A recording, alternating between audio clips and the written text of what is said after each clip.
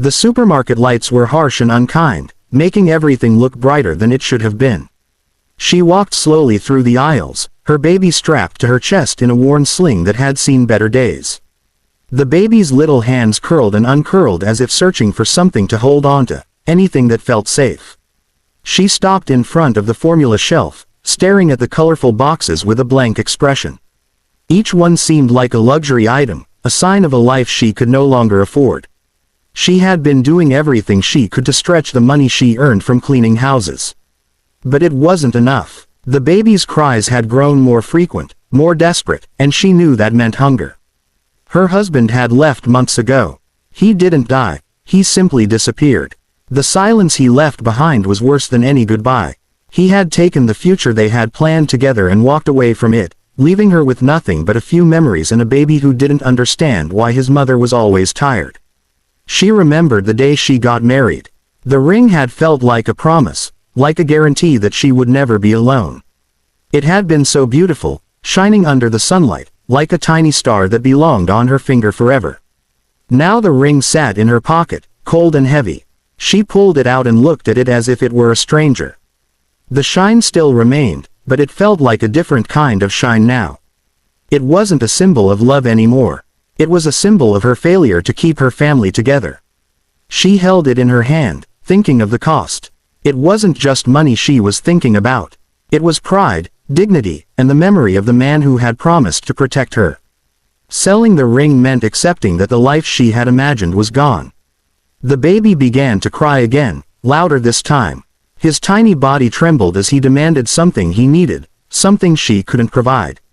Her eyes filled with tears, but she blinked hard to keep them from falling. She couldn't cry in front of strangers. She couldn't let anyone see how desperate she had become. She swallowed her pride and turned away from the shelf. She walked to the cashier, her heart pounding. The line moved slowly, and every second felt like an eternity. She could feel the weight of the ring in her pocket, like a secret that was about to be exposed. When she reached the front, the cashier looked at her with a bored expression. "Will that be all?" he asked. She nodded, holding back her tears. "Yes," she said softly, trying to sound normal. As she left the store, she felt a strange emptiness inside her. The baby's cries grew louder again. She knew she had to do something, and she knew she didn't have any other choice. She walked out into the street, the cold air hitting her face. Her hands trembled as she pulled the ring out of her pocket and stared at it one more time. "I'm sorry," she whispered. "I'm so sorry." She turned toward the pawnshop, each step feeling heavier than the last. The door creaked as she entered, and the smell of old metal filled the air. She held the ring out to the man behind the counter. He looked at it with a bored expression, as if he saw rings like this every day. "What do you want for it?" he asked. Her voice trembled. "I need money, for formula," she said. The man sighed. "It's not worth much." Her heart sank. She felt like the world was closing in on her. She could feel the baby's cries in her mind, growing louder, demanding more than she could give. She left the pawnshop with her head down, the ring still in her hand. She didn't know what she would do next. All she knew was that she couldn't let her baby go hungry. The sun was beginning to set, painting the sky in shades of orange and pink. The city streets were crowded with people rushing home, but she moved through them like a ghost, unseen, unheard, and almost invisible. Her baby was asleep now, exhausted from hunger. She could feel the tiny weight against her chest, the soft rise and fall of his breath. It was the only thing keeping her going. Her mind was still replaying the pawnshop scene. The man's cold words had cut deeper than any knife. "It's not worth much." She had expected him to offer more. She had expected him to see her desperation. But he didn't. He didn't care. And now, the ring, her last symbol of love and security, felt worthless in a world that only valued money. She wandered aimlessly, clutching the ring in her hand as if it might disappear if she let go. She didn't know where she was going. She just needed to move, to escape the humiliation. As she walked, she felt a sudden pressure in her chest, an old, familiar feeling. She looked up and froze. A black luxury car was parked by the sidewalk. The windows were tinted, but she recognized the style instantly. Her heart started pounding like a drum. She hadn't seen him in years, ever since he left her without a word. The car door opened, and he stepped out. The same tall, confident man she remembered, but with a new air of authority. His suit was expensive, his hair neatly styled, and his eyes still held that same sharp intensity. He looked like a CEO, like someone who controlled the world. He paused when he saw her. For a moment, neither of them spoke. The noise of the city seemed to fade away. Her mind raced with memories. His smile, his promises, the wedding day, the way he used to look at her like she was the only person in the world. Then he took a step forward. "Lena," he asked, his voice low and uncertain. Her breath caught in her throat. "Rohit," she whispered. His eyes widened. "Is that really you?" She felt her face heat up. "Yes," she said, trying to sound strong. But her voice shook. She didn't want him to see her weakness. He stared at her, taking in her appearance, the tired eyes, the worn clothes, the baby sleeping in her arms. He looked like he had been punched in the gut. "What are you doing here?" he asked, but there was no anger in his voice. Just confusion. She swallowed hard. I'm trying to survive," she said, and the words came out like a broken whisper. He looked down at the baby. "Is that your child?" She nodded. "Yes." He stepped closer, as if he wanted to touch the baby but didn't know if he was allowed. "How old is he?" 4 months, she said. He closed his eyes briefly, as if he was trying to hold back emotion. When he opened them again, he looked at her with a mix of guilt and pain. "I heard you left," he said quietly. She flinched. "You left." He swallowed. I know I did." She looked away, unable to hold his gaze. Her heart was screaming, but her face stayed still. He noticed the ring in her hand. He stared at it for a moment, then his face turned pale. He took a step back, as if he had been struck. "That ring," he said, his voice shaking. "I gave that to you." She looked down at it. "I'm trying to sell it," she said. He stared at her like he couldn't believe what he was hearing. "Why?" She felt tears welling up. "My baby is hungry," she whispered. His face softened, but it was still full of pain. "Why didn't you contact me?" he asked, but it sounded more like a plea than a question. She shook her head. "You never answered." He looked down, ashamed. I was afraid." She blinked, surprised. "Afraid of what?" He looked up at her, and for the first time, she saw the man behind the powerful image. The man who had been broken too. "I was afraid I'd ruin your life," he said quietly. "I thought leaving was the only way."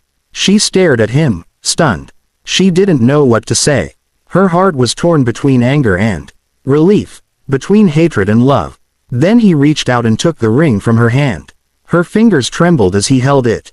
"Let me help you," he said, his voice full of urgency. "Please." She stared at him, unsure. She didn't know if she could trust him again. But her baby's hunger was louder than her pain.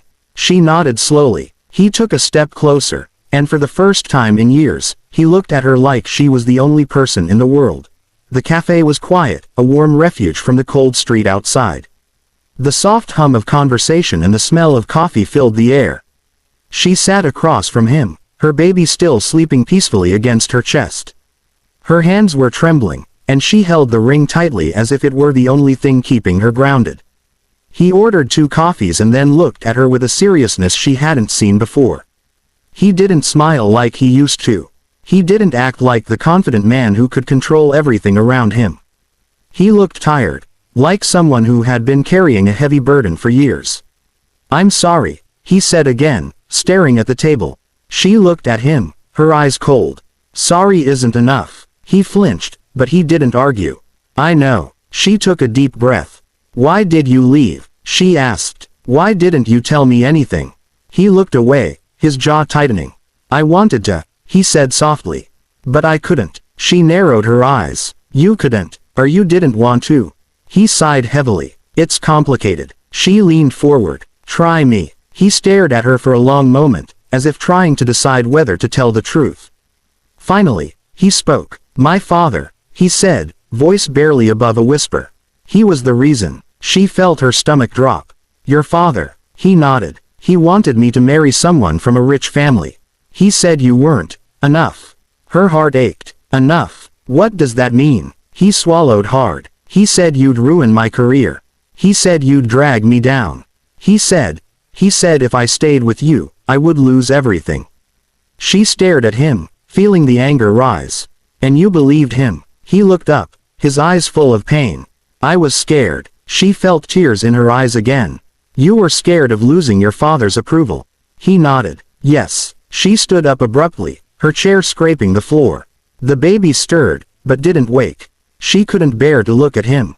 So you left me, she said, her voice shaking. You left me alone, pregnant, with no support. He stood too, reaching out as if to stop her. Lena, don't call me that, she snapped. You don't get to use my name like it's a memory you can keep. He flinched again, but he didn't leave. He stayed there, quietly, like he knew he deserved the punishment. I tried to contact you, he said. I tried to reach out, but my father monitored everything. He controlled my phone, my messages. He even hired people to follow me. She stared at him, stunned. What? He nodded. He didn't want you to ever contact me again. Her anger softened slightly, replaced by shock. So you were trapped. He looked down. Yes, I was trapped. She sat back down slowly, her body shaking. Then why didn't you come back when you could? He hesitated. I thought if I came back, my father would hurt you. I didn't want him to hurt you. She stared at him, not sure whether to believe him. The pain in his eyes looked real, but she had been hurt before. She didn't know if she could trust him again. He continued, voice low. I've been trying to fix things for years. I've been trying to make money so I could leave my father and take care of you. She felt her heart twist. And the baby. He looked at the baby, his eyes softening. I didn't know. Her face tightened. You didn't know. You didn't even know your child existed. He looked at her with guilt. I found out. Recently. I've been searching for you ever since. She felt her body go numb. She didn't know what to say. He reached into his pocket and pulled out a small envelope. I brought this, he said. She took it hesitantly. Inside were documents. Proof of his father's control, proof of the threats he had faced, and a letter explaining everything. She stared at the paper, shaking. She didn't know whether to feel relief or anger. He looked at her, voice trembling. I know I don't deserve your forgiveness. But I want to help. I want to be a part of your life again. She looked at him, her eyes full of pain and confusion. How can I trust you? He took a deep breath. You don't have to trust me right away. Just let me prove it. She looked down at her baby, then back at him. The baby's small fingers curled around her shirt, holding on like he was scared of being alone. She felt a tear fall. I don't know if I can, she whispered. He nodded. I understand. But then, he surprised her. He reached into his wallet and pulled out cash, enough to buy formula, food, and even a month of rent. He placed it on the table. I'm not asking you to accept it, he said. Just take it. Your baby needs it. She looked at the money, then at him. She didn't want to accept help from the man who had abandoned her. But her baby's needs were louder than her pride. She took the money, hands shaking. Thank you, she whispered. He nodded, eyes filled with tears. I'm sorry. The days that followed were the hardest she had ever faced. But they were also the first days in a long time where she felt something she hadn't felt in months, hope. She used the money he gave her to buy baby formula, diapers, and groceries. She even managed to pay a small amount of rent. For the first time in weeks, her baby slept without crying. The sound of his peaceful breathing felt like a miracle. She watched him with tears in her eyes, feeling both joy and guilt. She started working at a small daycare center near her home. The pay was low, but the environment was warm. She felt comforted by the laughter of children, even if it reminded her of the life she had lost. Every day, she returned home exhausted, but she returned with a sense of purpose. She tried to avoid thinking about him too much. She knew he was dangerous to her heart. She didn't want to fall for him again, only to be hurt once more. But fate didn't let her forget. One evening, as she was closing the daycare, her phone rang. She looked at the screen and froze. It was his number. Her heart started pounding. She hesitated, then answered. Hello, she said, her voice shaking. Lena, he said softly. Can we meet? She swallowed. Why? There was a pause. I want to apologize properly, he said. And I want to help you in a way that doesn't make you feel humiliated. She sighed. I don't know if I can trust you. I understand, he said. But I want to try. She looked down at her baby, who was sleeping in his crib. She could feel his small heartbeat against her chest as she held the phone. Where? She asked finally. By the park, he said. Near the fountain. She agreed, but she felt nervous. She hadn't seen him since the cafe. She didn't know what he wanted now. That evening, she walked to the park. The air was cool, and the lights from the street lamps reflected on the fountain water. She saw him standing there, looking like a man who had been through too much.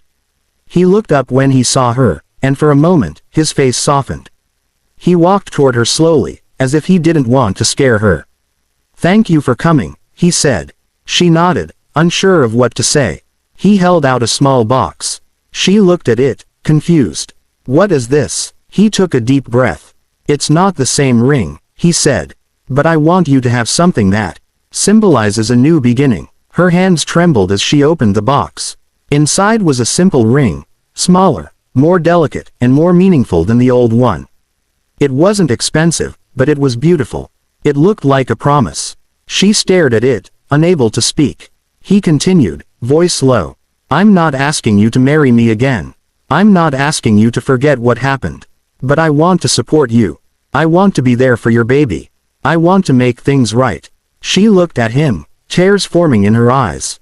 Why are you doing this? She asked. He looked down, ashamed.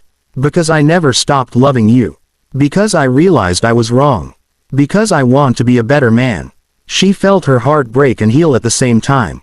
The pain of the past still existed, but now there was a chance for something new. She looked down at her baby, who was sleeping in the stroller beside her.